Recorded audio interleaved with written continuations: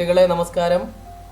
ഇന്ന് നമുക്ക് 4-ാമത്തെ അധ്യായം ബ്രിട്ടീഷ് എക്സ്പ്ലോയിറ്റേഷൻ ആൻഡ് റെസിസ്റ്റൻസ് എന്ന അധ്യായം പരിശോധിക്കാം. ഇതിലെ പ്രധാനപ്പെട്ട കാര്യങ്ങൾ എന്തൊക്കെയാണ്, നമുക്ക് പഠിക്കേണ്ട പ്രധാനപ്പെട്ട വിഷയങ്ങൾ എന്തൊക്കെയാണ് എന്ന് നോക്കാം. അപ്പോൾ ബ്രിട്ടീഷുകാരൻ്റെ ഇന്ത്യയിലെ ഭരണരീതി, പ്രത്യേകിച്ചും ചൂഷണ ഭരണം, ആ ഭരണത്തെക്കുറിച്ചും ബ്രിട്ടീഷുകാരൻ്റെ ഭരണത്തിനെതിരെ, ചൂഷണ ഭരണത്തിനെതിരെ ഇന്ത്യയിലുണ്ടായ ചെറുത്തുനിൽപ്പുകൾ, റെസിസ്റ്റൻസസ്, അതിനെക്കുറിച്ചുമാണ് നമുക്ക് പഠിക്കാനുള്ളത്. ഇവിടെ ഈ പാരഗ്രാഫിൽ നിങ്ങൾ അറിഞ്ഞിരിക്കേണ്ട ഒരു കാര്യം, ദ ബാറ്റിൽ ഓഫ് പ്ലാസി 1757 എന്നൊരു വാക്കുണ്ട്. എന്താണ് അതൊന്ന് മനസ്സിലാക്കുക. 1757 നടന്ന പ്ലാസി എന്ന യുദ്ധം, ആ യുദ്ധത്തിന് ഇന്ത്യ ചരിത്രത്തിൽ വലിയ പ്രാധാന്യമുണ്ട്. എന്താണ് പ്രാധാന്യം? ഇന്ത്യയിലെ ബ്രിട്ടീഷുകാരൻ്റെ സാമ്രാജ്യത്വ പ്രക്രിയയ്ക്ക് അല്ലെങ്കിൽ രാഷ്ട്ര നിർമ്മാണ പ്രക്രിയയ്ക്ക്, ബ്രിട്ടീഷുകാരൻ അവൻ്റെ കോളനിയാക്കുന്ന പ്രക്രിയയ്ക്ക്, ഇന്ത്യയെ അവൻ്റെ കോളനിയാക്കുന്ന പ്രക്രിയയ്ക്ക് തുടക്കം കുറിച്ച യുദ്ധമാണ് 1757 പ്ലാസി യുദ്ധം. അല്ലെങ്കിൽ 1757 പ്ലാസി യുദ്ധത്തിലൂടെയാണ് ഇന്ത്യയിലെ ഒരു പ്രദേശം ബ്രിട്ടീഷുകാരന്മാരെ നേരിട്ടുള്ള യുദ്ധത്തിലൂടെ പരാജയപ്പെടുത്തുന്നത് എന്ന് മനസ്സിലാക്കുക. അതാണ് ഇന്ത്യയിൽ അല്ലെങ്കിൽ ഇന്ത്യയുടെ ചരിത്രത്തിൽ പ്ലാസി യുദ്ധത്തിനുള്ള പ്രാധാന്യം. The battle of Plassey 1757 laid the foundation for British empire in India. ഇന്ത്യയിൽ ബ്രിട്ടീഷ് സാമ്രാജ്യ നിർമ്മാണ പ്രക്രിയയ്ക്ക് ഫൗണ്ടേഷൻ സ്റ്റോൺ ലേ ചെയ്തത്, അടിത്തറ പാകിയത് 1757 പ്ലാസി യുദ്ധത്തോടെയാണ്. പ്ലാസി എന്ന സ്ഥലം ബംഗാളിലാണ്. ബംഗാളിലെ നവാബായിരുന്ന സിറാജ് ഉദ് ദൗളയെയാണ് പ്ലാസി യുദ്ധത്തിൽ ബ്രിട്ടീഷുകാർ പരാജയപ്പെടുത്തിയത്. പ്ലാസി യുദ്ധത്തിൽ ബ്രിട്ടീഷ് സൈന്യത്തെ നയിച്ച സേനാ നായകന്റെ പേര് റോബർട്ട് ക്ലൈവ് എന്നായിരുന്നു. വെറുതെ അതൊക്കെ അറിഞ്ഞിരിക്കുക. അത് കഴിഞ്ഞാൽ നമുക്കുള്ളത് 1857 Indian independence, first war of Indian independence എന്നതാണ്. അതും നിങ്ങളൊന്ന് മനസ്സിലാക്കണം. ഇന്ത്യയിൽ ബ്രിട്ടീഷ് ഭരണത്തിനെതിരെ ആദ്യമായുണ്ടായ ഓർഗനൈസ്ഡ് റിവോൾട്ട്, സംഘടിത വിപ്ലവം ആയിരുന്നു 1857 കലാപം. അതുകൊണ്ട് 1857 കലാപത്തെ first war of Indian independence എന്നാണ് പറയുന്നത്. ഇന്ത്യയിലെ 1-ാമത്തെ സ്വാതന്ത്ര്യ സമരം എന്നാണ് ഇതിനെ വിളിക്കുന്നത്. ആ 2 കാര്യങ്ങൾ നമ്മൾ അറിയുക. ഇനി നമുക്ക് പാഠത്തിലെ മറ്റു ഭാഗങ്ങളിലേക്ക് പോകാം. ഇവിടെ നമുക്ക് ആദ്യം പഠിക്കാനുള്ളത് ലാൻഡ് റവന്യൂ സിസ്റ്റംസിനെ കുറിച്ചാണ്. അതായത് ബ്രിട്ടീഷുകാരൻ്റെ ചൂഷണ ഭരണമാണ് നമ്മൾ പഠിക്കുന്നത്, അല്ലെങ്കിൽ എക്സ്പ്ലോയിറ്റേഷൻ, ചൂഷണം എങ്ങനെയായിരുന്നു എന്നാണ്. ബ്രിട്ടീഷുകാർ ഇന്ത്യയിൽ വന്നപ്പോൾ തന്നെ അവർ മനസ്സിലാക്കി ഇവിടം ഒരു കാർഷിക രാജ്യമാണ്. ഇവിടുത്തെ ജനങ്ങളുടെ പ്രധാന തൊഴിൽ കൃഷിയാണ്. അപ്പോൾ അവരുടെ പ്രധാന വരുമാന മാർഗം, source of income is agriculture. കൃഷിയിൽ നിന്നാണ് അവർ വരുമാനം ഉണ്ടാക്കുന്നത്. അതുകൊണ്ട് തന്നെ നമുക്ക്, അല്ലെങ്കിൽ ബ്രിട്ടീഷുകാർക്ക് ഇന്ത്യയിൽ നിന്ന് ചൂഷണം ചെയ്യേണ്ടത് കർഷകരെയാണ് എന്നവർ തിരിച്ചറിഞ്ഞു. അല്ലെങ്കിൽ കൃഷിയിൽ നിന്നാണ് നമുക്ക് പണം നേടിയെടുക്കേണ്ടത് എന്നവർ തിരിച്ചറിഞ്ഞു. അതുകൊണ്ട് തന്നെ they implemented certain tax policies, ചില നികുതി സമ്പ്രദായങ്ങൾ അവരിവിടെ നടപ്പിലാക്കി. To earn maximum revenue from our peasants, നമ്മുടെ പെസൻസിൽ നിന്ന് മാക്സിമം റവന്യൂ ഏൺ ചെയ്യുക എന്ന ലക്ഷ്യത്തോടെ. അങ്ങനെ ബ്രിട്ടീഷുകാർ ഇന്ത്യയിൽ നടപ്പിലാക്കിയ ലാൻഡ് റവന്യൂ സിസ്റ്റംസ് ആണ് നമുക്ക് പഠിക്കാനുള്ളത്. There are 3 types of land revenue systems introduced by the British in India. ഇന്ത്യയിൽ ബ്രിട്ടീഷുകാരന്മാർ 3 തരത്തിലുള്ള ലാൻഡ് റവന്യൂ സിസ്റ്റംസ് ആണ് ഇൻട്രൊഡ്യൂസ് ചെയ്തത്, അല്ലെങ്കിൽ ഭൂനികുതി സമ്പ്രദായങ്ങളാണ് നടപ്പിലാക്കിയത്. അതിൽ 1-ാമത്തേതിൻ്റെ പേര് പെർമനന്റ് ലാൻഡ് റവന്യൂ സെറ്റിൽമെന്റ് എന്നാണ്. 1-ാമത്തേതിൻ്റെ പേര് permanent land revenue settlement. Permanent land revenue settlement എന്ന് പറയുന്നത് ബംഗാളിലും ബീഹാറിലും ഒറീസയിലും നടപ്പിലാക്കിയതാണ്. ബംഗാൾ, ബീഹാർ ആൻഡ് ഒറീസ, ബംഗാളിലും ബീഹാറിലും ഒറീസയിലും നടപ്പിലാക്കിയ ഭൂനികുതി സമ്പ്രദായത്തിനാണ് പെർമനന്റ് ലാൻഡ് റവന്യൂ സെറ്റിൽമെന്റ്, അല്ലെങ്കിൽ മലയാളത്തിൽ ശാശ്വത ഭൂനികുതി വ്യവസ്ഥ എന്ന് പറയുന്നത്. ശാശ്വത ഭൂനികുതി വ്യവസ്ഥ എന്നാണ് ഇതിൻ്റെ മലയാളം. 2-ാമത്തേത് തെക്കേ ഇന്ത്യൻ പ്രദേശങ്ങളിൽ നടപ്പിലാക്കിയതാണ്. റൈറ്റ് വാരി സിസ്റ്റം എന്നാണ് അതിൻ്റെ പേര്. The second one is known as right വാരി system. And this was introduced in South Indian regions. തെക്കേ ഇന്ത്യൻ പ്രദേശങ്ങളിൽ നടപ്പിലാക്കിയ റൈറ്റ് വാരി സിസ്റ്റം. മൂന്നാമത്തേത് mahalwari system which was introduced in north west regions of India. ഇന്ത്യയുടെ നോർത്ത് വെസ്റ്റ് റീജിയൻസിൽ വടക്ക് പടിഞ്ഞാറൻ മേഖലകളിൽ ഇന്ത്യയുടെ വടക്ക് പടിഞ്ഞാറൻ മേഖലകളിൽ നടപ്പിലാക്കിയ ഭൂനികുതി സമ്പ്രദായമാണ് മഹൽവാരി സിസ്റ്റം എന്ന് പറയുന്നത്. അപ്പോൾ from the very beginning the British introduced 3 types of land revenue systems in India. They were permanent land revenue system or permanent land revenue settlement which was introduced in Bengal, Bihar and Orissa. The second one, right wari system which was introduced in South Indian regions, and the last one, Mahalwari system introduced in northwestern regions of India. ഇനി നമുക്ക് permanent land revenue സെറ്റിൽമെന്റിന്റെ features എന്തൊക്കെയാണെന്ന് നോക്കാം. What were the features of permanent land revenue settlement? Permanent land revenue settlement ശാശ്വത ഭൂനികുതി വ്യവസ്ഥയുടെ പ്രത്യേകതകൾ എന്തൊക്കെയാണ് അറിഞ്ഞിരിക്കുക. Lord Cornwallis, British governor general, introduced the permanent land revenue settlement. Permanent land revenue settlement എന്ന് പറയുന്ന ശാശ്വത ഭൂനികുതി വ്യവസ്ഥ നടപ്പിലാക്കിയത് അന്നത്തെ ബ്രിട്ടീഷ് ഗവർണർ ജനറൽ ആയിരുന്ന കോൺവാലിസ് പ്രഭു ആണ്.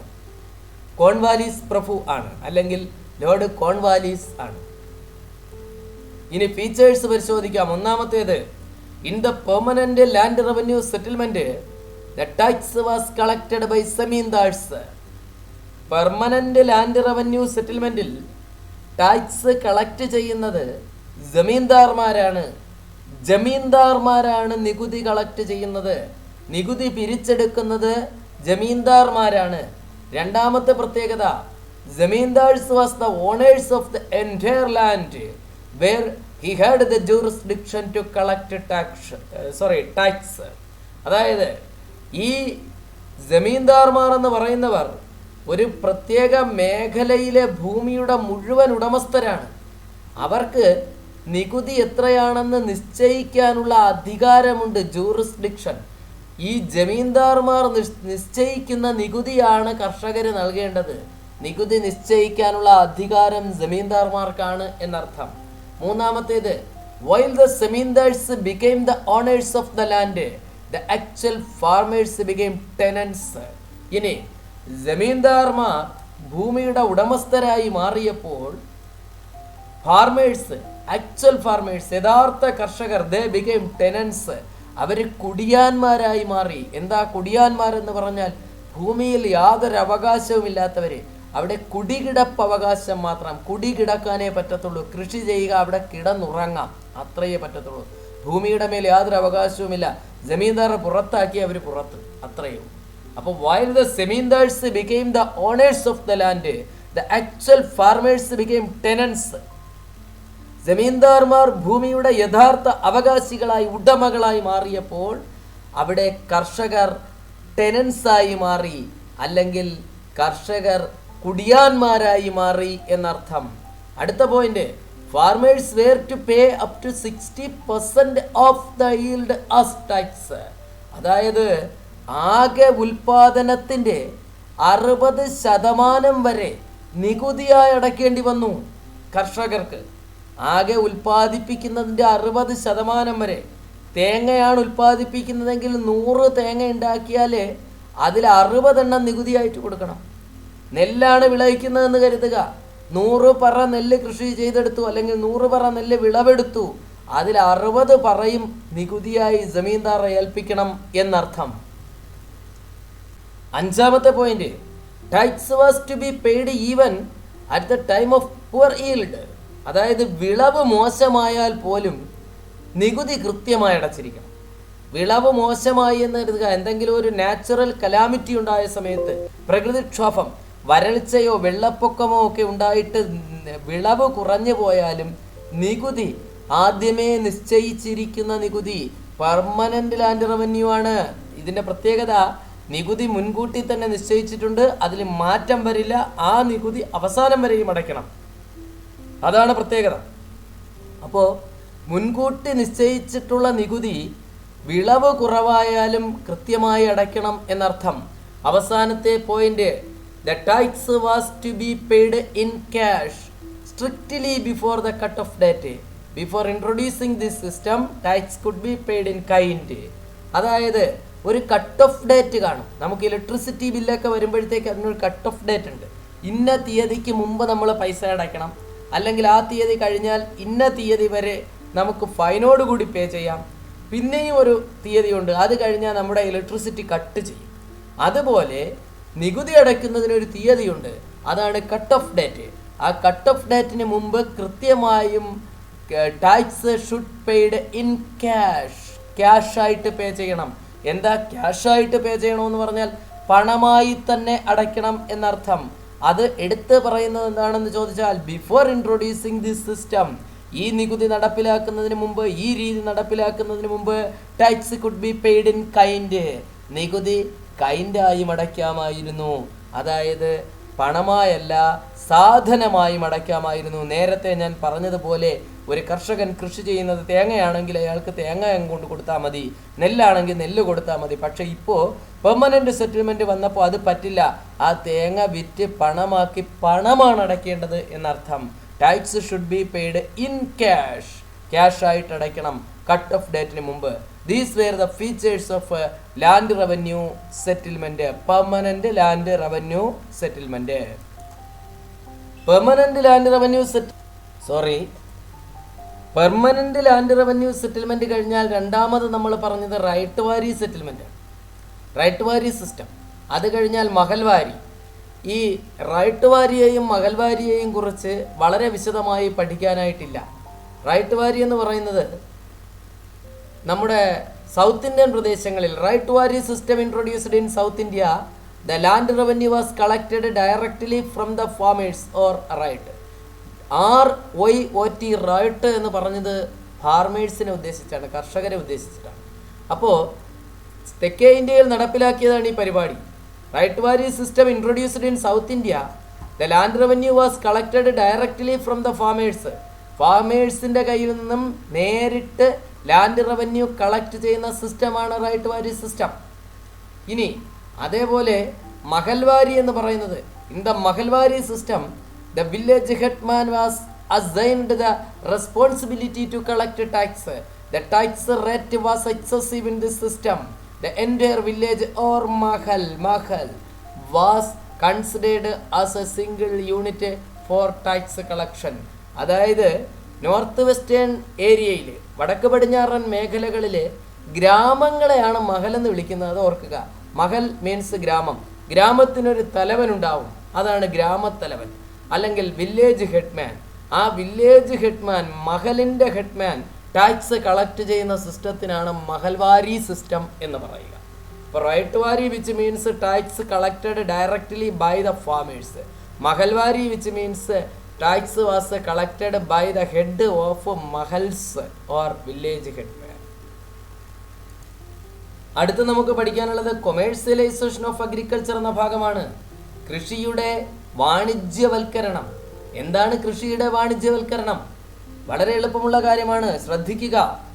ബ്രിട്ടീഷുകാർ വരുന്നതിന് മുമ്പ് ഇന്ത്യയിലെ കർഷകർ കൃഷി ചെയ്തിരുന്നത് അവർക്ക് ആവശ്യമുള്ള ഭക്ഷ്യധാന്യങ്ങളാണ്, അല്ലെങ്കിൽ ഫുഡ് ക്രോപ്സ് ആണ് കൾട്ടിവേറ്റ് ചെയ്തിരുന്നത്.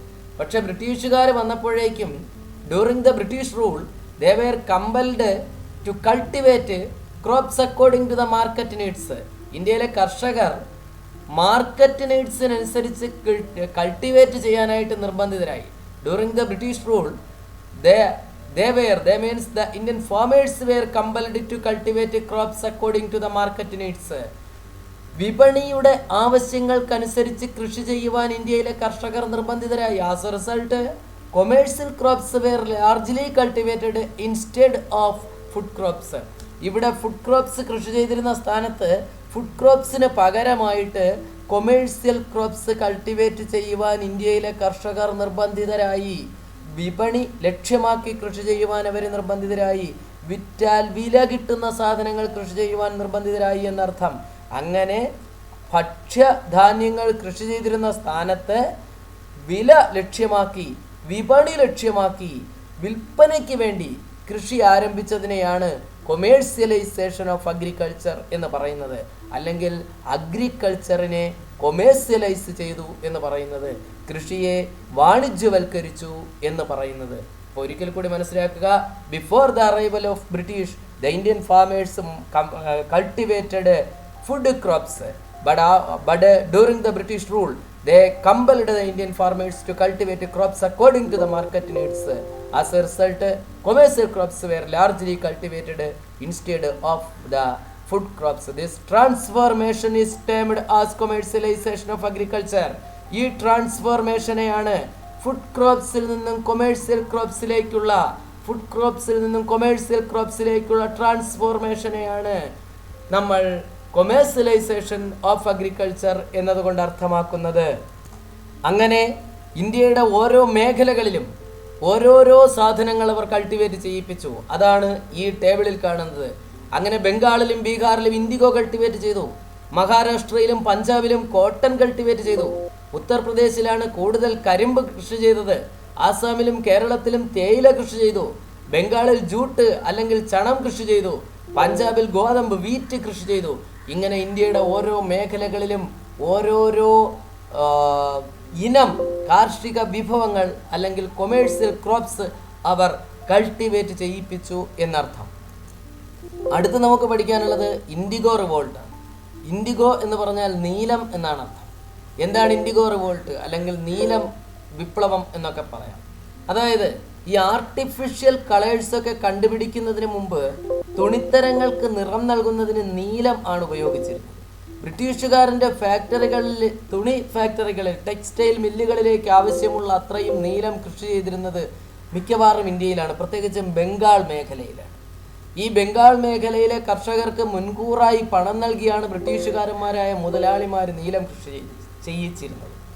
അങ്ങനെ ഇരിക്കുന്ന സമയത്താണ് കൃത്രിമ നിറങ്ങൾ കണ്ടുപിടിക്കുന്നതും നീലത്തിൻ്റെ ആവശ്യകത കുറയുന്നത്. പെട്ടെന്ന് നീലം കർഷകർ ദാരിദ്ര്യത്തിലായി, ദുരിതത്തിലായി. അങ്ങനെ ബംഗാളിലെ നീലം കർഷകർ ഒരു സമരം ബ്രിട്ടീഷുകാർക്കെതിരെ സംഘടിപ്പിച്ചു. അതിനെയാണ് ഇൻഡിഗോ റിവോൾട്ട് എന്നറിയപ്പെടുന്നത്. In 1859, the farmers of Bengal organized themselves and declared that they were giving up the indigo cultivation. 1859 ബംഗാളിലെ നീലം കർഷകർ സംഘടിക്കുകയും അവർ നീലം കൃഷി ഉപേക്ഷിക്കുകയാണ് എന്ന് പ്രഖ്യാപിക്കുകയും ചെയ്തു. അതിനെ തുടർന്ന് they attacked indigo factories with bows, arrows, swords and spears. അവർ അമ്പും വില്ലും കുന്തവും വാളുമൊക്കെ ആയിട്ട് ഇൻഡിഗോ ഫാക്ടറികൾ ആക്രമിച്ചു. Several women also participated in this revolt. ധാരാളം സ്ത്രീകളും ഇതിൽ പങ്കെടുത്തു. The rioters excommunicated the British supporters and those who worked for the British. ബ്രിട്ടീഷുകാരെ സഹായിച്ചിരുന്നവരെ ഒഴിവാക്കി. എന്നിട്ട് hearing the news, several educated people from Calcutta reached the revolt areas and extended their support. ഈ IndiGo റിവോൾട്ടിനെ കുറിച്ച് അറിഞ്ഞ വിദ്യാസമ്പന്നരായ നിരവധി ആളുകൾ കൽക്കത്തയിൽ നിന്നും അവിടേക്ക് എത്തുകയും ഇൻഡിഗോ റിവോൾട്ടേഴ്സിന് സപ്പോർട്ട് അല്ലെങ്കിൽ പിന്തുണ പ്രഖ്യാപിക്കുകയും ചെയ്തു. The revolt had a strong effect on the government. The government immediately appointed a commission to study the problems of the indigo farmers. Government എന്തായാലും ഇൻഡിഗോ ഫാമേഴ്സിൻ്റെ പ്രശ്നങ്ങൾ പഠിക്കുന്നതിന് വേണ്ടി ഒരു കമ്മീഷനെ നിയമിച്ചു. ആ കമ്മീഷൻ കണ്ടെത്തിയത് uneconomic and the commission found that the indigo farming was uneconomic and proposed to stop it. Indigo formation അല്ലെങ്കിൽ നീലം കൃഷി സാമ്പത്തിക നഷ്ടമാണെന്നും അതുകൊണ്ട് അത് മതിയാക്കാനുമാണ് ഈ കമ്മീഷൻ ശുപാർശ ചെയ്തത്. ഇനി നമുക്ക് പഠിക്കാം പെസന്റ് റിവോൾട്ട്സ് ഇൻ കേരള. കേരളത്തിലെ കർഷക കലാപങ്ങൾ. കേരളത്തിലെ കർഷക കലാപങ്ങൾ പഠിക്കുമ്പോൾ ആദ്യം പഠിക്കാനായിട്ടുള്ളത് മാപ്പിള റെബല്യൻസ് ആണ്, അല്ലെങ്കിൽ മാപ്പിള കലാപങ്ങളാണ്. എന്താണ് മാപ്പിള കലാപങ്ങൾ എന്ന് നോക്കാം. Farmers of South Malabar were tenants who cultivated the land obtained on lease from landlords. South മലബാറിലെ, തെക്കൻ മലബാറിലെ കർഷകർ ടെനൻസ് ആയിരുന്നു, അല്ലെങ്കിൽ കുടിയാന്മാരായിരുന്നു. ആ കുടിയാന്മാർ കൃഷി ചെയ്തിരുന്നത് ഭൂവുടമകളിൽ നിന്ന് പാട്ടത്തിനെടുത്ത ഭൂമിയിലായിരുന്നു. Most of these tenants were Mappilas. ഇങ്ങനെയുള്ള കുടിയാന്മാരിൽ അധികവും മാപ്പിളമാരായിരുന്നു. ആരാണ് Mappila? Muslims in Malabar are known as Mappilas. മലബാറിലെ മുസ്ലിങ്ങളെയാണ് മാപ്പിളമാർ എന്ന് വിളിച്ചിരുന്നത്. So these struggles that happened in the 19th century are known as Mappila rebellions. അതുകൊണ്ട് തന്നെ 19ാം നൂറ്റാണ്ടിൽ തെക്കൻ മലബാറിലുണ്ടായ നിരവധി കലാപങ്ങളെ, അല്ലെങ്കിൽ തെക്കൻ മലബാറിലുണ്ടായ 22ഓളം കലാപങ്ങളെ ഒരുമിച്ച് ചേർത്തുകൊണ്ട് മാപ്പിള കലാപങ്ങൾ എന്നാണ് പറയുന്നത്. കാരണം ഈ കലാപങ്ങളെല്ലാം സംഘടിപ്പിച്ചത് ടെനൻസ് ആയിരുന്ന മുസ്ലിമുകളാണ്. അവരുടെ ലാൻഡ് ലോഡ്സിനെതിരെയാണ് സംഘടിപ്പിച്ചത്. അങ്ങനെ ടെനൻസ് ആയിരുന്ന മുസ്ലിമുകൾ ലാൻഡ് ലോഡ്സിനെതിരെ സംഘടിപ്പിച്ച കലാപങ്ങളെ ഒക്കെയും ചേർത്ത് ഓൾ ടുഗദർ ഏകദേശം 22ഓളം കലാപങ്ങളെ ഒരുമിച്ച് ചേർത്തുകൊണ്ടാണ് മലബാർ റെബലിയൻ എന്ന് പറയുന്നത്. അവിടെ തെക്കൻ മലബാറിലെ മുസ്ലിങ്ങളെ മാപ്പിളമാർ എന്നാണ് വിളിച്ചിരുന്നത്. അതുകൊണ്ടാണ് അവര് ഈ കലാപങ്ങളെ മാപ്പിള കലാപങ്ങൾ എന്ന് വിളിക്കുന്നത്. To suppress the revolts, the British raised a special armed force battalion named Malabar Special Police or MSP.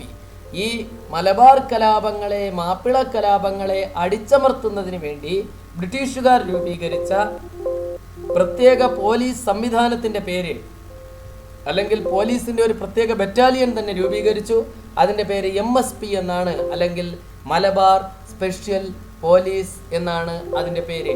ഈ മലബാർ കലാപങ്ങളെ, മാപ്പിള കലാപങ്ങളെ കുറിച്ച് അന്വേഷിക്കുന്നതിന് വേണ്ടി ബ്രിട്ടീഷ് ഗവൺമെൻറ് ഒരു കമ്മീഷനെ അപ്പോയിന്റ് ചെയ്തിരുന്നു. ആ കമ്മീഷൻ്റെ പേര് വില്യം ലോഗൺ കമ്മീഷൻ എന്നാണ്. The British government appointed William Logan Commission to inquire about the Mappila rebellion. The commission pointed out that the cause of the struggle was the unfair land revenue system of the British.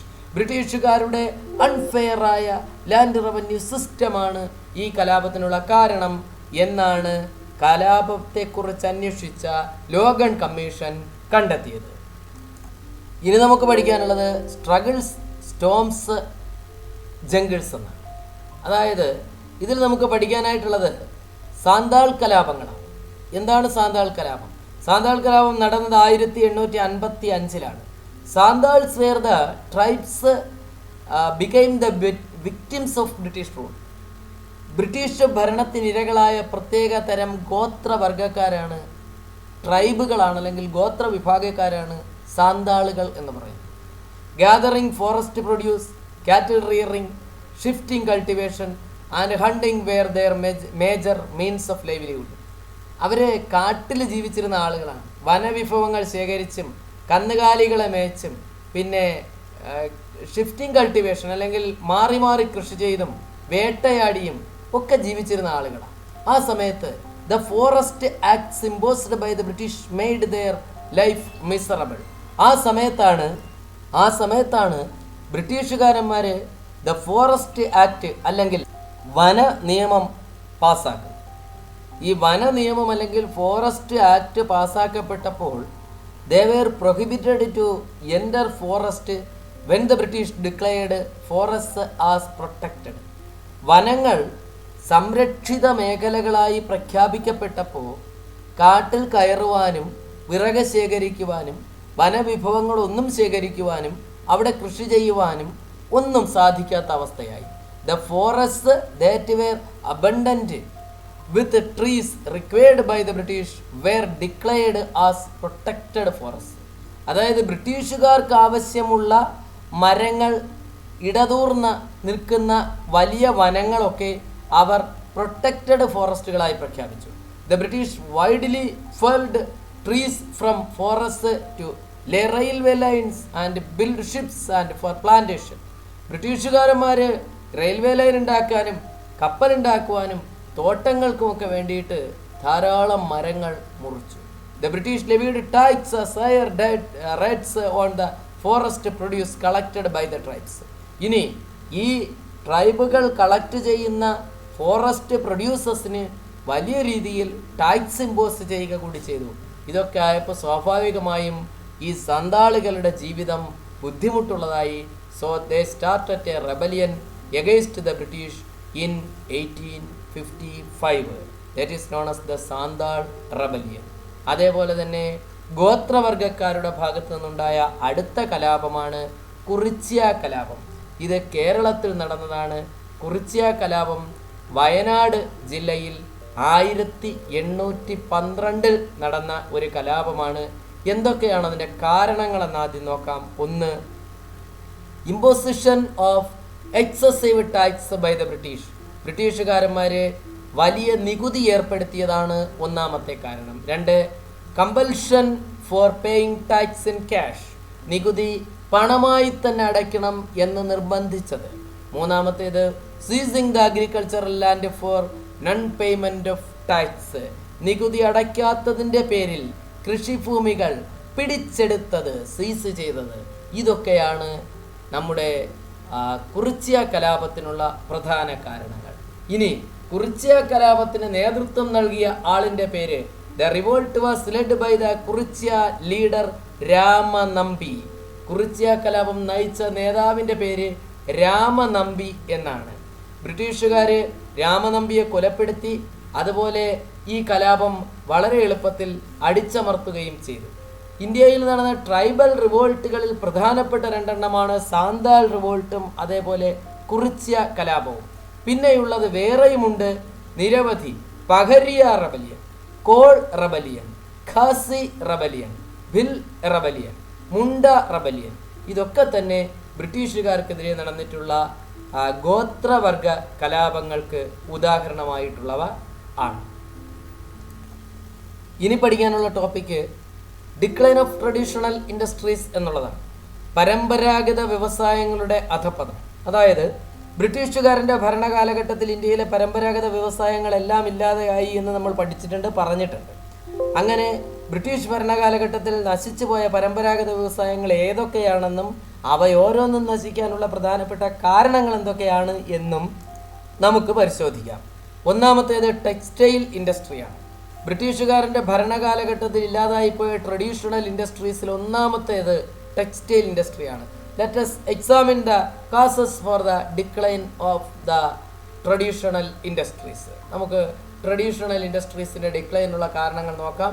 ഒന്ന്, large scale import of machine made British textiles was the major reason for the ruin of Indian textile industry. ബ്രിട്ടീഷുകാരൻ്റെ ഭരണകാലഘട്ടത്തിൽ ഫാക്ടറികളിൽ നിർമ്മിച്ച അല്ലെങ്കിൽ മെഷീനുകൾ ഉപയോഗിച്ച് നിർമ്മിച്ച ധാരാളം തുണിത്തരങ്ങൾ ഇന്ത്യയിലേക്ക് എത്തി. അങ്ങനെ large scale import of machine made British textiles, അതായിരുന്നു ഇന്ത്യയിലെ തുണി വ്യവസായം നശിക്കുവാനുള്ള ഒന്നാമത്തെ കാരണം. The machine made textiles imported from Britain could be sold easily for they were cheap. അവ വില വളരെ കുറവായിരുന്നു. അതുകൊണ്ട് തന്നെ വില കുറവും ഗുണമേന്മ കൂടുതലും ഉള്ളതുകൊണ്ട് ബ്രിട്ടീഷുകാരൻ്റെ മെഷീൻ മെയ്ഡ് ആയിട്ടുള്ള ടെക്സ്റ്റൈൽസ് വളരെ എളുപ്പത്തിൽ വിറ്റഴിക്കുവാൻ സാധിച്ചു. The expansion of railway was also responsible for the decline of the Indian textile industry. ഇന്ത്യയിലെ തുണി വ്യവസായത്തിൻ്റെ അധപ്പതനത്തിനുള്ള മറ്റൊരു കാരണം റെയിൽവേ വന്നതാണ്. It helped the British to carry the imported fabrics from port towns to interior villages and the cotton collected from villages to ports for exporting Britain. ഇങ്ങനെ railway വന്നപ്പോൾ തുറമുഖ നഗരങ്ങളിൽ നിന്നും ബ്രിട്ടീഷുകാരൻ്റെ തുണിത്തരങ്ങളെ ഇന്ത്യയിലെ ഗ്രാമാന്തരങ്ങളിലേക്ക് കൊണ്ടെത്തിക്കുന്നതിനും ഇന്ത്യയിൽ നിന്ന് കോട്ടൺ കളക്ട് ചെയ്തുകൊണ്ട് ഇന്ത്യയിലെ മുക്കിലും മൂലയിൽ നിന്ന് കോട്ടൺ കളക്ട് ചെയ്തുകൊണ്ട് അത് തുറമുഖ നഗരങ്ങളിൽ എത്തിക്കുന്നതിനും ബ്രിട്ടീഷുകാരന് എളുപ്പമുള്ളതായി തീർന്നു. അതുകൊണ്ട് തന്നെ thus Indian weavers lost their business in village markets to.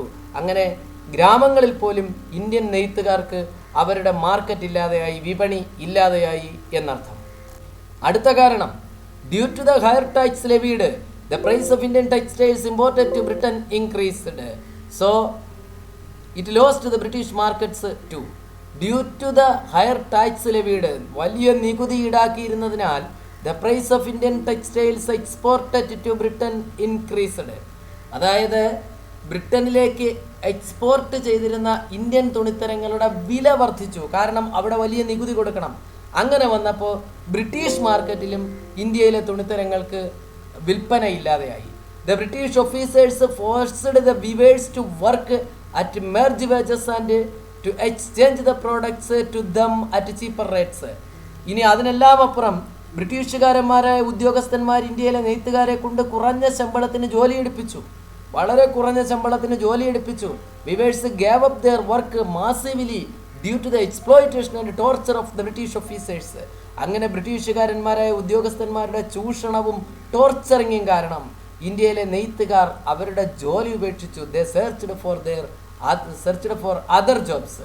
അവരൊക്കെ മറ്റ് ജോലികൾ അന്വേഷിച്ചു പോയി. അതും ടെക്സ്റ്റൈൽ ഇൻഡസ്ട്രി ഇല്ലാതെയാകുന്നതിന് കാരണമായി. ഇനി ടെക്സ്റ്റൈൽ ഇൻഡസ്ട്രി മാത്രമല്ല ബ്രിട്ടീഷുകാരന്മാരുടെ ഭരണകാലഘട്ടത്തിൽ നശിച്ചു പോയത്. The immediate reflection of the decline of textile industry was found in urban areas. The textile centers like Murshidabad, Dhaka and Dhaka were thickly populated ones became least inhabited. അതായത് textile industry കൊണ്ട് പിടിച്ചു നിന്ന പല പ്രധാന നഗരങ്ങളും മുർഷിദാബാദ് പോലെ ഢാക്ക പോലെയുള്ള നിരവധി നഗരങ്ങൾ, ജനനിബിഡമായിരുന്ന നഗരങ്ങൾ ജനങ്ങളില്ലാത്ത മേഖലയായി മാറി. അവിടെ നിന്നൊക്കെ ആളുകൾ ഒഴിഞ്ഞുപോയി എന്നർത്ഥം. അതുപോലെ അങ്ങനെ ടെക്സ്റ്റൈൽ ഇൻഡസ്ട്രി ഇല്ലാതെയായി. പോട്ടറി എന്ന് പറയുന്നത് മൺപാത്ര വ്യവസായം ഇല്ലാതെയായി. കാരണം ഇമ്പോർട്ട് ഓഫ് അലുമിനിയം വെസൽസ്, ബ്രിട്ടീഷുകാരന്മാർ അലുമിനിയം വെസൽസ് ഇമ്പോർട്ട് ചെയ്തതോടുകൂടി ഇവിടെ പോട്ടറി മൺപാത്ര വ്യവസായം ഇല്ലാതെയായി. ടാണിങ് ഇല്ലാതെയായി. കാരണം അല്ലെങ്കിൽ തുകൽപ്പണികൾ, കാരണം export of raw leather to Europe, ഇവിടെ നിന്നുള്ള അസംസ്കൃത ലെതർ മുഴുവനും തുകൽ മുഴുവനും യൂറോപ്പിലേക്ക് കയറ്റുമതി ചെയ്യുന്നു. അപ്പോൾ തുകൽ വ്യവസായം ഇല്ലാതെയായി. കാർപ്പൻ്ററി ഇല്ലാതെയായി.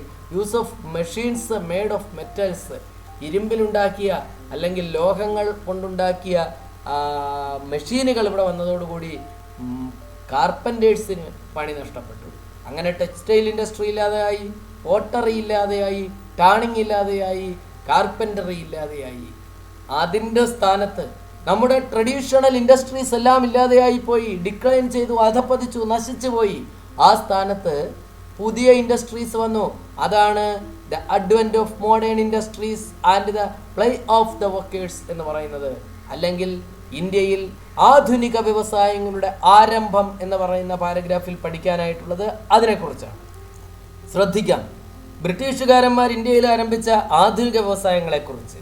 The plantation industry was the first modern industry started by the British in India.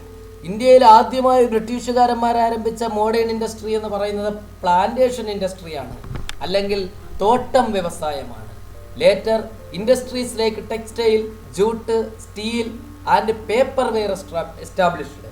പിന്നീട് അവർ ടെക്സ്റ്റൈൽ ഇൻഡസ്ട്രി തുടങ്ങി. തുണി വ്യവസായം, ജൂട്ട്, ചണ വ്യവസായം, സ്റ്റീല്, ലോഹം, പേപ്പർ, ഇതിൻ്റെയൊക്കെ വ്യവസായങ്ങൾ ആരംഭിച്ചു. The labours in these industries were exploited. ഇവിടെയൊക്കെ പണി ചെയ്തവർ അല്ലെങ്കിൽ ഇവിടുത്തെ ലേബേഴ്സ് എന്ന് പറയുന്നത് ഇന്ത്യക്കാരാണ്. അവരെ എക്സ്പ്ലോയിറ്റ് ചെയ്തു, ചൂഷണം ചെയ്തിരുന്നു. Their condition was extremely pathetic. വളരെ പരിതാപകരമായിരുന്നു അവരുടെ അവസ്ഥ. The following were the major problems faced by them. അങ്ങനെ ബ്രിട്ടീഷുകാരൻ്റെ മോഡേൺ ഇൻഡസ്ട്രീസിൽ ജോലി ചെയ്തിരുന്ന ഇന്ത്യക്കാരായ തൊഴിലാളികളുടെ പ്രശ്നങ്ങൾ എന്തൊക്കെയായിരുന്നു? What were their major problems? ദാ നോക്കുക. ഒന്ന്, പ്രൊലോങ്ഡ് വർക്കിംഗ് അവേഴ്സ്, സുദീർഘമായ ജോലി സമയം, അല്ലെങ്കിൽ പകലന്തിയോളം പണിയെടുക്കണം, 8 മണിക്കൂറൊന്നുമല്ല. രണ്ടാമത്തേത് മെർജ് വേജസ്, വളരെ തുച്ഛമായ ശമ്പളം. 3, അൺഹെൽത്തി അക്കോമഡേഷൻ, താമസ സൗകര്യങ്ങൾ അനാരോഗ്യകരമായ താമസ സൗകര്യം. ഇതൊക്കെയായിരുന്നു തൊഴിലാളികൾ അഭിമുഖീകരിച്ചിരുന്ന പ്രശ്നങ്ങൾ. സ്വാഭാവികമായും സമരങ്ങൾ ഉണ്ടാവും, അല്ലെങ്കിൽ പ്രതിഷേധങ്ങൾ ഉണ്ടാകും. അങ്ങനെ ബ്രിട്ടീഷുകാരന്മാരായ മുതലാളിമാർക്കെതിരെ ഇന്ത്യയിലെ ഫാക്ടറി തൊഴിലാളികൾ സമരങ്ങൾ ആരംഭിച്ചു. അങ്ങനെ ഇന്ത്യയിൽ ആരംഭിച്ച ആദ്യകാല സമരങ്ങളാണ് the great Bombay textile strike and Calcutta jute mill strike. അങ്ങനെ മഹത്തായ ബോംബെയിലെ തുണിമിൽ സമരവും കൽക്കട്ടയിലെ ചണമിൽ സമരവും ഇത്തരത്തിലുള്ള ആദ്യകാല പ്രതിഷേധങ്ങളിൽ പ്രധാനപ്പെട്ടവയാണ്. അടുത്ത topic first war of Indian independence 1857 എന്നതാണ്. 1857 ഒന്നാം സ്വാതന്ത്ര്യ സമരം. എന്താണ് 1857 ഒന്നാം സ്വാതന്ത്ര്യ സമരം? Historians termed the revolt as India's first war of independence. ചരിത്രകാരന്മാർ ഇതിനെ പറയുന്നത് ഇന്ത്യയുടെ ഒന്നാം സ്വാതന്ത്ര്യ സമരം എന്നാണ്. ഇത് ഡൽഹിക്കടുത്ത് മീററ്റ് എന്ന് പറയുന്ന സ്ഥലത്തിൽ സിപ്പോയിമാർക്കിടയിൽ ഉണ്ടായ ഒരു കലാപമാണ്. അതുകൊണ്ട് തന്നെ ബ്രിട്ടീഷുകാർ ഇതിനെ സിപ്പോയ് മ്യൂട്ടിണി എന്നാണ് പറയുന്നത്. സിപ്പോയ് മ്യൂട്ടിണി എന്നാണ് ബ്രിട്ടീഷുകാരന്മാർ പറയുന്നത്. എന്തിനാണ് സിപ്പോയിമാർ സമരം നടത്തിയത്? ആരാണ് സിപ്പോയിമാർ? ബ്രിട്ടീഷ് സൈന്യത്തിലെ ഇന്ത്യക്കാരായ സൈനികരെയാണ് ശിപ്പോയിമാർ എന്ന് പറയുക. അവർ സമരം നടത്താനായിട്ടുള്ള കാരണം poor salary and abuse by the British officers were the major reasons for their resentment. തുച്ഛമായ ശമ്പളം, ബ്രിട്ടീഷുകാരന്മാരായ മേലുദ്യോഗസ്ഥന്മാരുടെ അടിച്ചമർത്തലുകൾ, ഇതൊക്കെയാണ് ഈ ശിപ്പോയിമാരുടെ അസംതൃപ്തിക്കുള്ള കാരണം. അതിനെല്ലാം അപ്പുറം the rumors that the cartridges in the newly supplied Enfield rifles were greased with the fat of cows and pigs provoked them. ഇനി അതിനുമപ്പുറം ഒരു immediate കാസുണ്ട്, ഒരു അടിയന്തര കാരണം, പെട്ടെന്നുണ്ടായ ഒരു കാരണമുണ്ട്. എൻഫീൽഡ് എന്ന് പറയുന്ന ഒരു പുതിയ തോക്കും തിരയും കൊണ്ടുവന്നു. ഈ തിരകളിൽ ഉപയോഗിച്ചിരുന്ന പ്രത്യേകതരം ഗ്രീസ്, അതിൽ പുരട്ടിയിരുന്ന ഒരു പ്രത്യേകതരം ഗ്രീസ് പശുവിൻ്റെയും പന്നിയുടെയും കൊഴുപ്പ് കൊണ്ടുണ്ടാക്കിയതാണ് എന്നൊരു റൂമർ സ്പ്രെഡ് ചെയ്തു. റൂമർ എന്ന് പറഞ്ഞാൽ നുണപ്രചരണം സ്പ്രെഡ് ചെയ്തു. അപ്പോൾ പശുവിൻ്റെയും പന്നിയുടെയും കൊഴുപ്പ് കൊണ്ടുണ്ടാക്കിയ ഗ്രീസ് പുരട്ടിയ വെടിയുണ്ടകൾ ഉപയോഗിക്കുവാൻ മുസ്ലിമുകളും ഹിന്ദുക്കളുമായ ഇന്ത്യൻ സോൾജേഴ്സ് വിസമ്മതിച്ചു. അതുകൊണ്ട് തന്നെ the Indian Hindu and Muslim soldiers unwilling to use these new cartridges and they punished by the British officers. ഇത് ഉപയോഗിക്കുവാൻ ഇന്ത്യൻ ശിപ്പോയിമാർ വിസമ്മതിച്ചു. അങ്ങനെ വിസമ്മതിച്ചവരെ ബ്രിട്ടീഷുകാരന്മാരായ മേലുദ്യോഗസ്ഥന്മാർ പണിഷ് ചെയ്യാനായിട്ട് തുടങ്ങി. അങ്ങനെ ബരാക്പൂർ എന്ന് പറയുന്ന സ്ഥലത്ത്, അല്ലെങ്കിൽ ബരാക്പൂറിലെ സൈനിക ക്യാമ്പിൽ മംഗൽ പാണ്ഡെ എന്ന് പറയുന്ന ഇന്ത്യൻ സോൾജിയർ തന്നെ നിർബന്ധിച്ച ബ്രിട്ടീഷ് മേലുദ്യോഗസ്ഥനെ വെടിവെച്ചു. He was arrested and hanged to death. പിന്നീട് അദ്ദേഹത്തെ അറസ്റ്റ് ചെയ്യുകയും തൂക്കിക്കൊല്ലുകയും ഒക്കെ ചെയ്തു. ഇത് 1857 കലാപമുണ്ടാകുന്നതിനുള്ള പ്രധാന കാരണമായി, അല്ലെങ്കിൽ ശിപ്പോയിമാരുടെ അസംതൃപ്തിക്കുള്ള കാരണമായി എന്നൊക്കെ പറയാം. പിന്നെ അതേപോലെ 1857 കലാപത്തിൻ്റെ മറ്റൊരു പ്രത്യേകത, ഈ കലാപത്തിന് ഇന്ത്യയിലെ എല്ലാ വിഭാഗം ജനങ്ങളുടെയും പിന്തുണയുണ്ടായിരുന്നു എന്നതാണ്. The British rule had adversely affected the kings of India. ഇന്ത്യയിലെ രാജാക്കന്മാരെ ബ്രിട്ടീഷ് ഭരണം പ്രതികൂലമായി ബാധിച്ചു. In addition to the doctrine of lapse അല്ലെങ്കിൽ ദത്താവകാശ നിരോധന നിയമം വന്നപ്പോൾ ആൺമക്കളില്ലാത്ത രാജാക്കന്മാർക്ക് രാജ്യം നഷ്ടപ്പെടും, അവരുടെ രാജ്യം ബ്രിട്ടീഷ് ഇന്ത്യയോട് കൂട്ടിച്ചേർക്കപ്പെടുമെന്ന് നിയമം വന്നു. അപ്പോൾ ആൺമക്കളില്ലാത്ത Indian രാജാക്കന്മാരെല്ലാം ബ്രിട്ടീഷുകാർക്കെതിരായി.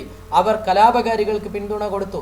The princely states were convicted of insufficient rule and were annexed to the British rule.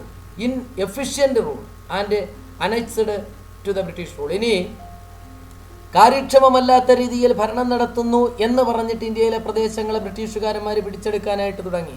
അങ്ങനെ ഔദ് എന്ന് പറയുന്ന പ്രദേശം, അവാദ് എന്നും പറയും, ഔദ് അല്ലെങ്കിൽ അവാദ് എന്ന് പറയുന്ന പ്രദേശം മിസ്റൂൾ എന്ന് പറഞ്ഞിട്ടാണ് ബ്രിട്ടീഷുകാരന്മാർ പിടിച്ചെടുത്തത്. അങ്ങനെ പല കാരണങ്ങളും ഇന്ത്യയിലെ രാജാക്കന്മാരെ എതിരാക്കി. അതുപോലെ മിസറി ഓഫ് ഫാർമേഴ്സ്, കർഷകരുടെ ദുരിതങ്ങളിനി പ്രത്യേകിച്ച് പറയേണ്ട, അതാണ് നമ്മൾ ആദ്യം പഠിച്ചതെല്ലാം. പോവർട്ടി ഓഫ് ഇന്ത്യൻ ക്രാഫ്റ്റ്സ്മെൻ, ഇന്ത്യയിലെ കൈത്തൊഴിലുകാരുടെ ദാരിദ്ര്യം. Dissatisfaction of the kings, miseries of the sepoys, all of these were the important causes for the outbreak of the first war of Indian independence. ഈ പറഞ്ഞതെല്ലാം തന്നെ 1857 ഒന്നാം സ്വാതന്ത്ര്യ സമരം പൊട്ടിപ്പുറപ്പെടുന്നതിനുള്ള പ്രധാനപ്പെട്ട കാരണങ്ങളായി മാറുകയുണ്ടായി. എങ്ങനെയാണ് കലാപം പോയതെന്നും കലാപത്തിൻ്റെ രീതികളുമാണ് ഇവിടെയുള്ളത്. അത് നമുക്ക് ഒരുപാട് വിശദീകരിക്കേണ്ട ആവശ്യമില്ല. ഇനി കലാപത്തിന് നേതൃത്വം കൊടുത്തിരുന്നവരെ കുറിച്ച് ചോദിച്ചാൽ ഇവരൊക്കെയാണ്: ബഹദൂർ ഷാ സെക്കൻഡ്, താന്തിയ തോപ്പി, റാണി ലക്ഷ്മിബായി, ബീഗം ഹസ്രത്ത് മഹൽ. ഇവരൊക്കെയാണ് ഈ കലാപത്തിന് നേതൃത്വം കൊടുത്തിരുന്നത്. കലാപകാരികൾ ഡൽഹിയിലെ ഭരണാധികാരിയായി അവരോധിച്ചത് ആരെയെന്ന് ചോദിച്ചാൽ ബഹദൂർ ഷാ സെക്കൻഡിനെയാണ്. അറിഞ്ഞിരിക്കുക, the writers captured Delhi and declared Bahadur Shah second as the emperor of India. അത് കഴിഞ്ഞാൽ കലാപത്തിന് ഓരോ പ്രദേശങ്ങളിലും നേതൃത്വം നൽകിയിരുന്നവരെ കുറിച്ച് ചിലപ്പോൾ ചോദിക്കാം. മാച്ച് ദ ഫോളോവിങ്ങിലൊക്കെ ഓർക്കുക: ഡൽഹിയിൽ കലാപം നയിച്ചിരുന്നത് ബഹദൂർ ഷാ രണ്ടാമനാണ്. ഝാൻസിയിൽ കലാപം നയിച്ചത് ഝാൻസിയിലെ റാണിയായ ലക്ഷ്മിബായി, ലക്നൌവിൽ ബീഗം ഹസ്രത്ത് മഹൽ, കാൺപൂരിലെ നേതാവ് നാനാ സാഹിബും താന്തിയ തോപ്പിയും രണ്ടുപേരാണ്. ഫൈസാബാദിൽ കലാപം നയിച്ചിരുന്നത് മൗലവി അഹമ്മദുള്ളയാണ്. ഇവരെയൊക്കെ ഓർമ്മിച്ച് വെച്ചിരിക്കുക. എന്തായാലും 1857 കലാപം ഇന്ത്യയിലെ അല്ലെങ്കിൽ ഇന്ത്യയുടെ ചരിത്രത്തിലെ വളരെ പ്രധാനപ്പെട്ട ഒരു നാഴികക്കല്ലായി കണക്കാക്കപ്പെടുന്നു. ഇനി നമുക്ക് പഠിക്കാനായിട്ടുള്ള ഭാഗം റിയലൈസിങ് ദ എക്സ്പ്ലോയിറ്റേഷൻ എന്നതാണ്, അല്ലെങ്കിൽ ചൂഷണത്തെക്കുറിച്ച് നമ്മൾ മനസ്സിലാക്കുന്നു എന്നതാണ്. നമ്മൾ ആദ്യമേ പറഞ്ഞു ബ്രിട്ടീഷുകാരൻ്റെ ഭരണം എക്സ്പ്ലോയിറ്റേഷൻ്റേതായിരുന്നു, ചൂഷണത്തിൻ്റെതായിരുന്നു എന്ന് പറഞ്ഞു. അങ്ങനെ ബ്രിട്ടീഷുകാരൻ്റെ ചൂഷണ ഭരണം നമ്മൾ തിരിച്ചറിയുന്നു. എങ്ങനെ തിരിച്ചറിയുന്നു? ആരാണ് നമുക്ക് ആ തിരിച്ചറിവ് ഉണ്ടാക്കി തന്നത്? അതാണ് നമുക്കിതിൽ പഠിക്കാനായിട്ടുള്ളത്. ദാദാഭായ് നവറോജി, അതാണ് ആ മനുഷ്യൻ്റെ പേര്. ദാദാഭായ് നവറോജിയാണ് ഇന്ത്യയിലെ വെൽത്ത് ഇംഗ്ലണ്ടിലേക്ക് ഡ്രെയിൻ ചെയ്യുന്നതിനെക്കുറിച്ച്, ഒഴുകിപ്പോകുന്നതിനെക്കുറിച്ച് പഠിച്ച് നമുക്ക് പറഞ്ഞു തന്ന ആൾ. അദ്ദേഹം ഡ്രെയിൻ തിയറി എന്ന് പറയുന്ന ഒരു തിയറി അവതരിപ്പിച്ചു. ഡ്രെയിൻ തിയറിയുടെ മലയാളം ചോർച്ചാ സിദ്ധാന്തം എന്നാണ്. അതിൽ അദ്ദേഹം നമുക്ക് വ്യക്തമായി പറഞ്ഞു തന്നു how did the Indian wealth flow to Britain. എങ്ങനെയാണ് ഇന്ത്യയുടെ സമ്പത്ത് ബ്രിട്ടനിലേക്ക് ഒഴുകുന്നതെന്ന് നമുക്ക് പറഞ്ഞു തന്നു. മനസ്സിലാക്കുക. 1. Export of Indian raw materials. ഇന്ത്യയിൽ നിന്ന് അസംസ്കൃത വസ്തുക്കൾ ബ്രിട്ടനിലേക്ക് എക്സ്പോർട്ട് ചെയ്യുന്നതിലൂടെ. 2. Salary and pension to the British officers in India. ഇന്ത്യയിൽ ജോലി ചെയ്യുന്ന ബ്രിട്ടീഷുകാരന്മാരായ ഉദ്യോഗസ്ഥന്മാർക്ക് ശമ്പളമായും പെൻഷനായും കൊടുക്കുന്ന പണം ഇന്ത്യയുടേതാണ്. അങ്ങനെയും നമ്മുടെ സമ്പത്ത് പോകുന്നു. 3. Profit gained through the sale of British products in India. ബ്രിട്ടീഷുകാരന്മാരുടെ ഉൽപ്പന്നങ്ങൾ ഇന്ത്യയിൽ കൊണ്ടുവന്ന് വിറ്റഴിക്കുമ്പോൾ അവർക്ക് ഓരോന്നിനും കിട്ടുന്ന പ്രോഫിറ്റ്, ലാഭം, ആ ലാഭമായും നമ്മുടെ പണം നഷ്ടപ്പെടുന്നു. എല്ലാത്തിനും അപ്പുറം tax from India, direct taxes, നേരിട്ട് പിരിച്ചെടുക്കുന്ന നികുതികൾ, പല പല തരത്തിൽ പിരിച്ചെടുക്കുന്ന നികുതികൾ. ഇങ്ങനെ നികുതികളായി പിരിച്ചെടുക്കുന്നതും സാധനങ്ങൾ വിൽക്കുമ്പോൾ ലഭിക്കുന്ന ലാഭമായും ബ്രിട്ടീഷ് ഉദ്യോഗസ്ഥന്മാർക്ക് കൊടുക്കുന്ന ശമ്പളമായും പെൻഷനായും ഇവിടെ നിന്ന് കൊണ്ടുപോകുന്ന റോ മെറ്റീരിയൽസായും ഒക്കെ നമ്മുടെ വെൽത്ത് ബ്രിട്ടനിലേക്ക് ഡ്രെയിൻ ചെയ്തുകൊണ്ടിരിക്കുകയാണ് എന്ന് ദാദാഭായ് നവറോജി നമുക്ക് പറഞ്ഞു തന്നു. അദ്ദേഹം പറഞ്ഞു തന്ന ഈ സിദ്ധാന്തത്തെ ഡ്രെയിൻ തിയറി എന്ന് പറയുന്നു, അല്ലെങ്കിൽ ചോർച്ചാ സിദ്ധാന്തം എന്ന് പറയുന്നു. ഇക്കാര്യങ്ങൾ മനസ്സിലാക്കിയപ്പോൾ ഇന്ത്യക്കാരിൽ വീണ്ടും നാഷണാലിസം അല്ലെങ്കിൽ ദേശീയത വളർന്നു വന്നു. അങ്ങനെ the nationalism grown out of such awareness is termed by some historians as economic nationalism. അങ്ങനെ സാമ്പത്തികമായ കാര്യങ്ങളെക്കുറിച്ചുള്ള തിരിച്ചറിവിൽ നിന്നുണ്ടായ വളർന്നു വന്ന ദേശീയതയെ എക്കോണമിക് നാഷണാലിസം എന്നാണ് ചരിത്രകാരന്മാർ പറയുന്നത്. ഇനി നമുക്ക് അവസാന ഭാഗം പരിശോധിക്കാം. സ്വദേശി movement, new method of resistance. സ്വദേശി പ്രസ്ഥാനം, പുതിയ ഒരു രീതിയിലുള്ള ചെറുത്തുനിൽപ്പ് എന്നാണ്. 1905 ബംഗാൾ വിഭജനത്തെ തുടർന്ന്, അല്ലെങ്കിൽ 1905 ബംഗാൾ വിഭജനത്തിന് ശേഷം ബ്രിട്ടീഷുകാരന്മാർക്കെതിരെ ഇന്ത്യൻ നാഷണൽ കോൺഗ്രസിൻ്റെ നേതൃത്വത്തിൽ നടത്തിയ പുതിയൊരു സമര രീതിക്കാണ് സ്വദേശി മൂവ്മെൻറ്റ് എന്ന് പറയുന്നത്.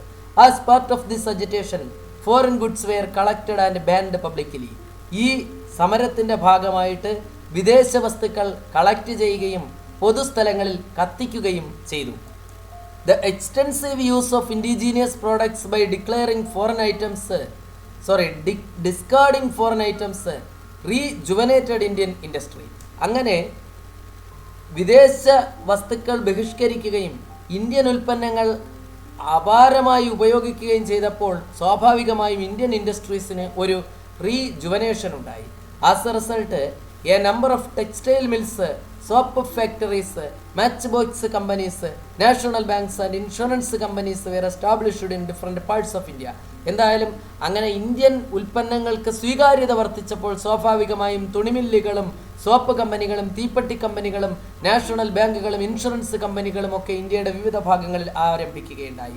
ഇറ്റ് വാസ് ഡ്യൂറിംഗ് ദ സ്വദേശി movement that the Bengal Chemical Store in Bengal, the Tata Iron and Steel Plant in Maharashtra and the Swadeshi Steam Navigation Company in Tamil Nadu were established. ഈ പറഞ്ഞ സ്ഥാപനങ്ങളൊക്കെ ഈ കാലഘട്ടത്തിൽ ആരംഭിക്കപ്പെട്ടവയാണ്. Import of British goods to India steadily went down during this period. അങ്ങനെ import of British goods to ഇന്ത്യയിലേക്കുള്ള British ഉൽപ്പന്നങ്ങളുടെ import, ഇറക്കുമതി സ്റ്റഡിയിലെ വെന്റ് ഡൗൺ, വളരെ പെട്ടെന്ന് ഡൗൺ ആവുന്ന ഒരവസ്ഥയും ഈ കാലഘട്ടത്തിലുണ്ടായി. ഈ സമരത്തിൻ്റെ ഏറ്റവും പ്രധാനപ്പെട്ട ഒരു പ്രത്യേകത പാർട്ടിസിപ്പേഷൻ ഓഫ് വിമൺ ആണ്, സ്ത്രീകളുടെ പങ്കാളിത്തം. Labourers and students were another remarkable features of this movement. തൊഴിലാളികൾ, വിദ്യാർത്ഥികൾ, ഇവരുടെയൊക്കെ പിന്തുണ ഈ സമരത്തിനുണ്ടായിരുന്നു. Washermen above that they would not wash foreign goods. അലക്കുകാർ പറഞ്ഞു ഞങ്ങൾ വിദേശ വസ്ത്രങ്ങൾ അലക്കുകയില്ലെന്ന്. The priests swore that they would not perform rituals and prayers using foreign items. വിദേശ ഉൽപ്പന്നങ്ങൾ ഉപയോഗിച്ചുകൊണ്ട് പ്രാർത്ഥനകളോ പൂജകളോ നടത്തില്ല എന്ന് പൂജാരിമാർ പറഞ്ഞു. Women boycotted foreign bangles and utensils. സ്ത്രീകൾ വിദേശ നിർമ്മിതമായ വളകളും പാത്രങ്ങളുമൊക്കെ ഉപേക്ഷിച്ചു. Students quit these schools to take a part of the movement. പിള്ളേർ പിന്നെ അപ്പോഴേ സ്കൂൾ ഉപേക്ഷിച്ചു ഈ സമരത്തിൽ ചേരാൻ വേണ്ടിയിട്ട്. Indian nationalism attained further strength from Swadeshi movement. The leaders like Bala Gangadhar Tilak, Lala Lajpat Roy and Bipin Chandra Pal emphasized the necessity of overthrowing the foreign rule. ഈ സ്വദേശി ബോയ്ക്കോട്ട് സമരത്തിലൂടെ നമുക്ക് പ്രധാനപ്പെട്ട 3 നേതാക്കന്മാരെ ലഭിച്ചു. വളരെ പ്രധാനപ്പെട്ട പോയിന്റായി ഓർക്കുക. അവർ ലാലാ ലജ്പത് റോയിയും ബിപിൻ ചന്ദ്രപാലും ബാലഗംഗാധർ തിലകുമാണ്. അവരെ ചരിത്രത്തിൽ അറിയപ്പെടുന്നത് ലാൽ ബാൽ പാൽ എന്നാണ്. ലാലാ ലജ്പത് റായ്, ബിപിൻ ചന്ദ്രപാൽ, അതുപോലെ Balagangadhar Tilak. Freedom is my birthright, I shall have it എന്ന് പറഞ്ഞ ആളാണ് ബാലഗംഗാധർ തിലക്. അതും ഓർത്തിരിക്കുക. അതേപോലെ ഇവർ 3 പേരാണ് ബിപിൻ ചന്ദ്രപാല്, ലാലാ ലജ്പത് റോയ്, ബാലഗംഗാധർ തിലക്. ഇവരെയാണ് ലാൽ ബാൽ പാൽ എന്ന് അറിയപ്പെടുന്നത്. ഇത്രയും കാര്യങ്ങളാണ് നമുക്ക് ഈ പാഠത്തിൽ വളരെ പ്രധാനമായിട്ട് പഠിക്കാനുള്ളത്. ഏറ്റവും പ്രധാനപ്പെട്ട കാര്യങ്ങളാണ് നമ്മൾ ഡിസ്കസ് ചെയ്തിട്ടുള്ളത്. ഓർക്കുക, നമ്മൾ പഠിച്ച കാര്യങ്ങൾ ഒരിക്കൽ കൂടി ഒന്ന് നോക്കുക. ആദ്യം പറഞ്ഞു ലാൻഡ് റവന്യൂ സിസ്റ്റംസിനെ കുറിച്ചാണ്. അതിൽ നമ്മൾ പെർമനൻറ്റ് സെറ്റിൽമെൻറ്റ്, റൈറ്റ് വാരി സെറ്റിൽമെൻറ്റ് അല്ലെങ്കിൽ റൈറ്റ് വാരി സിസ്റ്റം, മഹൽ വാരി സിസ്റ്റം, ഇത് 3 പറഞ്ഞു. പിന്നെ നമ്മൾ ഇൻഡിഗോ റിവോൾട്ട് പറഞ്ഞു, മാപ്പിള റെബലിയൻ പറഞ്ഞു, സാന്താൾ പറഞ്ഞു, കുറിച്യ പറഞ്ഞു. പിന്നെ ഡിക്ലൈൻ ഓഫ് ടെക്സ്റ്റൈൽ ഇൻഡസ്ട്രിയിൽ വില്ലേജ് ഇൻഡസ്ട്രീസിൻ്റെ ഡിക്ലൈനുള്ള കാരണങ്ങൾ പറഞ്ഞു. പോവർട്ടി ഓഫ് ഇൻഡസ്ട്രിയൽ ലേബറേഴ്സ് പറഞ്ഞു. പിന്നെ 1857 വിപ്ലവത്തെക്കുറിച്ച് പറഞ്ഞു. കാസസ്, കാരണങ്ങൾ പറഞ്ഞു. ആദ്യകാല ദേശീയ പ്രസ്ഥാനങ്ങളെക്കുറിച്ച്, ഡ്രെയിൻ തിയറിയെക്കുറിച്ച് പറഞ്ഞു, നേതാക്കന്മാരെക്കുറിച്ച്, സ്വദേശി മൂവ്മെൻറ്റ് പറഞ്ഞു, എമർജൻസ് ഓഫ് നാഷണാലിസം, ദേശീയതയുടെ ആവിർഭാവം അല്ലെങ്കിൽ ദേശീയത ഉണ്ടാവുന്നത് എങ്ങനെ എന്നുള്ളതും പറഞ്ഞു. ഇത്രയും കാര്യങ്ങൾ വീണ്ടും കേട്ട് മനസ്സിലാക്കുക. വീണ്ടും കാണാം.